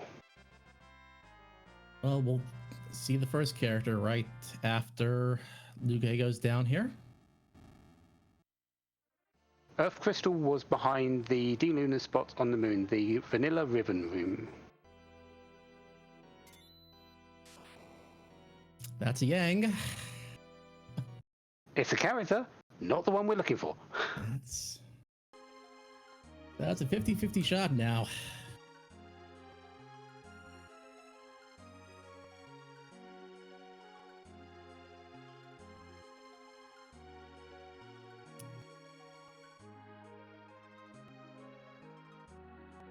There he is. Finally, we have a Cecil. Finally, our 5th objective is done, and we are in go mode for Zyrak. Does he keep him? I actually think he could, just as an agility anchor, one of those two. But there's an argument to be made for that, but yeah, no, not interested in that. I think given how strong the party is right now, he probably figures don't really need to worry about the agility anchor.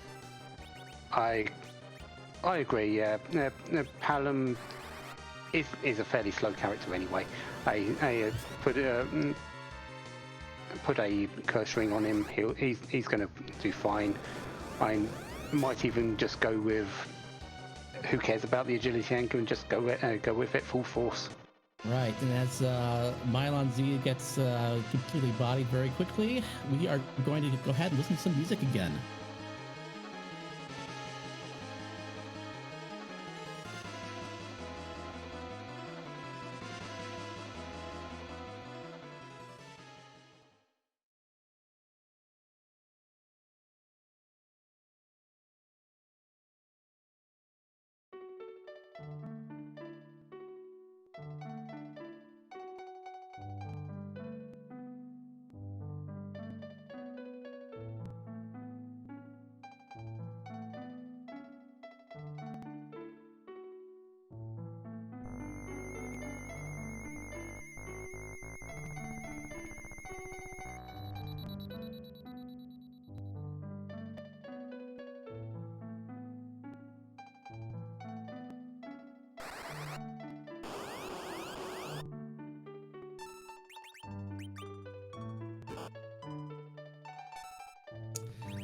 Music from the Lufia series, I believe we were told. Of course, I did not recognize the song. I've never played the series.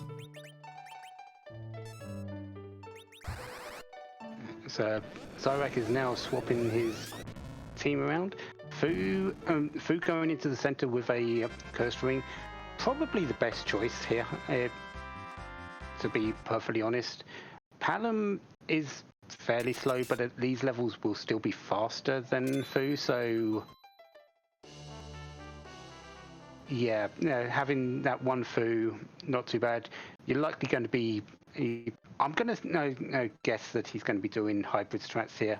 They're going to be Zerkin, Edge, and Kane, and going with nukes from Palom and Fu to finish this up. Right, and as Zyrak turns in the past and takes the short walk up to Zeromus, the question, as we always have to ask, is whose butt are we going to kick tonight? Could be anything. And just as Cecil could have been anywhere today.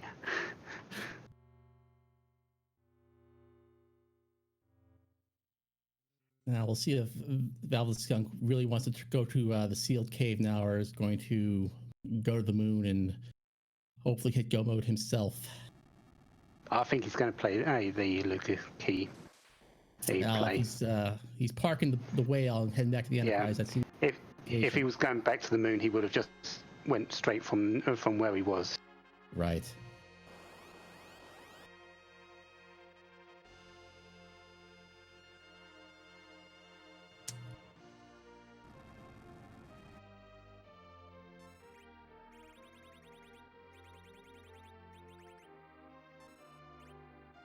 So,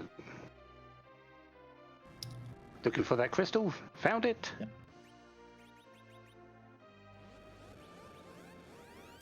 don't think we found Barker's ones actually, so we might not be seeing those him berserk. He might just throw a few things. Right. That's true. Shall see very soon.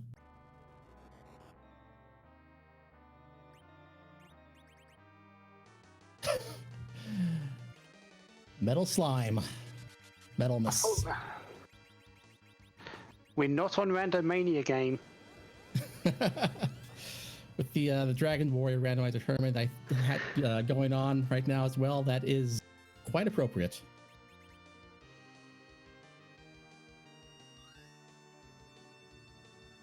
But yeah, the wonderful thing you want to see in that game never sticks around. Nope.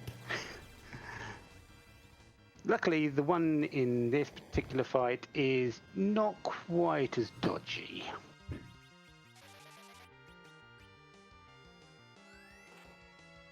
So Valvalis has also reached the bottom of Luca Cave, and since he's seen the D-Mist, he'll be able to warp out just as soon as he sees that this is a bust.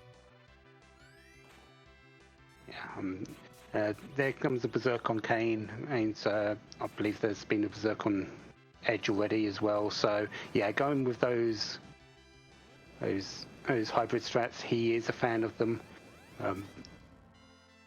So don't see too much in the way of an issue in this fight. I'd be very surprised if we see a second Big Bang. Right. Especially for Edge hitting for nigh on 4,000. Who needs Cecil? Well, when you get Cecil after an hour 4 minutes, then absolutely. But I also have to say that these players did because he was an objective. Well, technically speaking, that is accurate.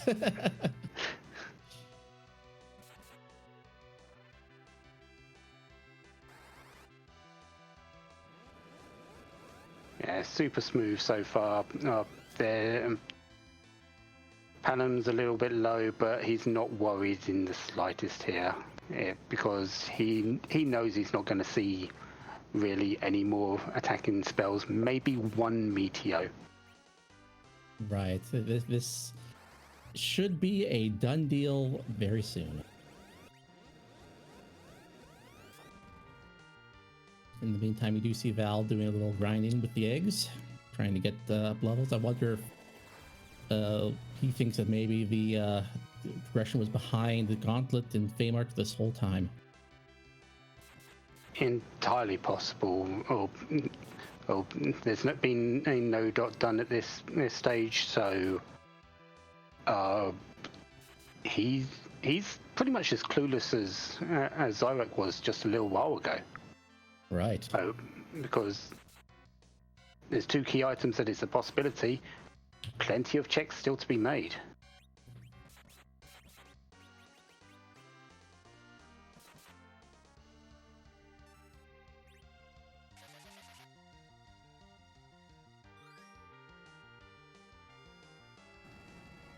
I think there was a second Big Bang, which is surprising.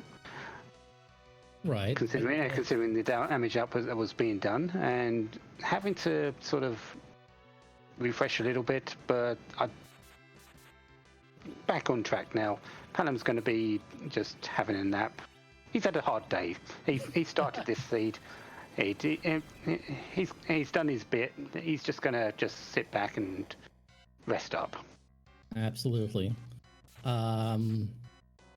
I do have to think a little bit, of course, because it's what I'm doing here is we're going to run into some HP issues. Although he's got some Ether 2s. No problems there. And I think we're very close to the threshold of Meteo anyway. And there it is. Speak of the breakfast cereal.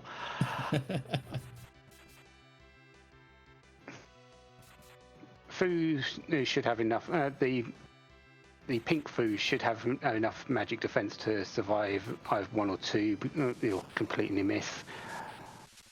But the damage output from the Edge and Kane finishes it up. There's the flash. GG to Zyrak. Winner tonight. We're going to get an official time here in just a moment.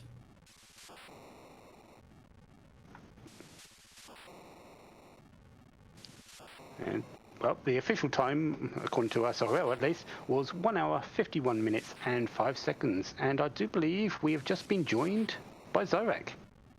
How are you doing? Zorak. Doing well, thanks, Twisted. I've got my first question is: you did Giant, and then went back to the moon. What was your thoughts when you went back to the moon? How behind did you feel? I don't know if it's a measurable quantity how far behind I felt. Can I use that? I hope that's good. Fair enough. Yeah, because you went into Bahamut cave first. I've played. I've run with you in 2v2s. That's not normally one of your plays. You do like the top-down play, but Bahamut's not usually your first choice. No, Bahamut's not usually my first go-to when I go up there. I know there's exceptions, but most people like to go straight to the ribbon chest if they decide to do the moon first. So I felt if Valvalis had skipped Giant and done that I was already pretty much sunk. So that I did a couple of ancillary checks before resigning myself to going down to the ribbons. Yeah, that told me that sort of was you panicking a little bit on where you felt. So yeah, it's nice to get a little bit of confirmation that I'm not going completely crazy. No. I definitely did not feel good when I finally decided to go to the moon. And I knew going to the Giant that it was, 25% chance to hit that was Cecil. I was thinking basically at the time it was 40% that he was either on the moon or at the Giant when I did pull the Darkness Crystal. So I went to the Giant knowing that it was a bit of a long shot. But yeah, when it didn't pay off, and the other thing that pushed me to the Giant was I had a lot of free bosses on the table still, so I was kind of hoping there was going to be one at Elements. And while play kind of counts, I was pretty sure I was at RA1, so I didn't think the reflected count was going to kill him. So I was like, I still have to DPS through all this health. So yeah, that didn't feel good. And then Miss Dragon came along, and you probably thought, is this the play? Is this really happening? And then you went and got the item, found it was a Murasame, and then did the Dance of Rage. Yeah. I actually wasn't thinking this is the play. I was thinking I can't reset now. I have to check this. That's what was actually going through my head.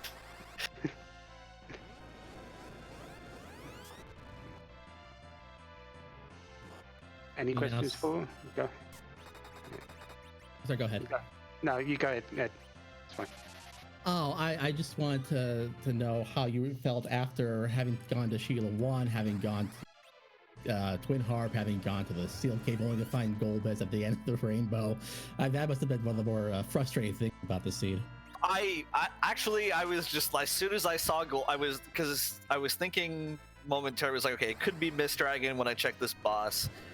I don't remember what the item was. Crystal Ring, right? That's what it was. Yeah, that's right. Yes. Yeah, I was considering warping out to keep that. But then when I saw Golbez, I was like, nope, this is the easiest nope of my life. I'm out. So, I didn't even have any Star Veils. I was actually worried about that while I was running around. I knew I didn't have any, so. Yeah, we surmised that you might have been considering the Crystal Ring because you still had Pale Dim and Crystal Ring Dragon Defense, and so we were surmising you might have kept it for that, but we wasn't too sure. We're not in your head, unfortunately. Right, yeah. No, the two reasons why I seriously wanted to keep it was one for the Pale Dim fight, and the other one was because Golbez was still out there and Crystal Ring is hold immunity, so that's definitely another reason why I wanted it. And then when I ran into Golbez, I was like, nope, I'm high enough level, I can deal with Pale Dim, and Golbez being here, I'm just reset, so. Well, considering that this seed took you on a lot of weird twists and turns and darn near 100%, I think it was a very, very good time. So congratulations, and GG. Thanks a lot. Thanks a lot for covering it to both of you and to Joseph Miare as well. I really appreciate it. And yeah, thanks again. No worries. Good luck in the later rounds. Thank you. Thank you. So we see Valvalis has hit the moon, has also hit the Forfeit button. spot. Yeah, unfortunately, he's also hit the forfeit button, and it has decided that's enough. I have no idea where Cecil is. I'm out of here. Isn't that right, there, but he's in the room. So hey, Valvalis, GG. GG. Yeah, I knew there was a lot of spots I had left, and it's getting late. I'm just like, I'm done.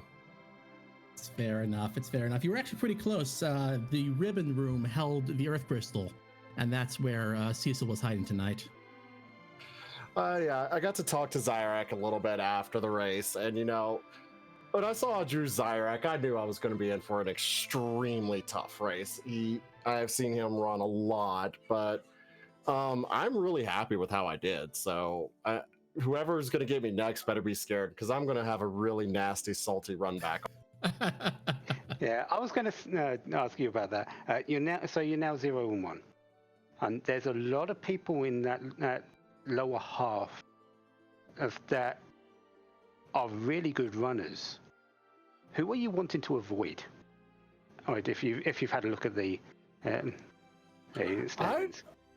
I really wouldn't want to avoid anyone, because if I'm going to get better, I want to run against the best. So who I would love to draw Dimmerine and run against her, because I think I could really learn a lot comparing my run to hers.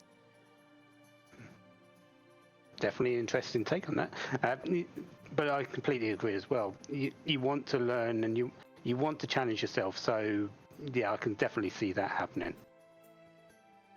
Oh yeah, but that wyvern, what was this seed that our lovely restreamer rolled for us tonight? It was an interesting one. There were quite a few interesting twists and turns this took. It was quite interesting watching it. When you watch Run Back, you'll see just how close and just how even you guys pulled up in the most random places. Zyrak did the whole Sheila 1 Twin Harp Luku Key run pretty early, and you left that for quite late. And because you didn't do that, you guys were pretty much tied, very close, very, very far along in the seed. Yeah, at that Wyvern fight as well, it was. So you really tied it up, missing that particular check.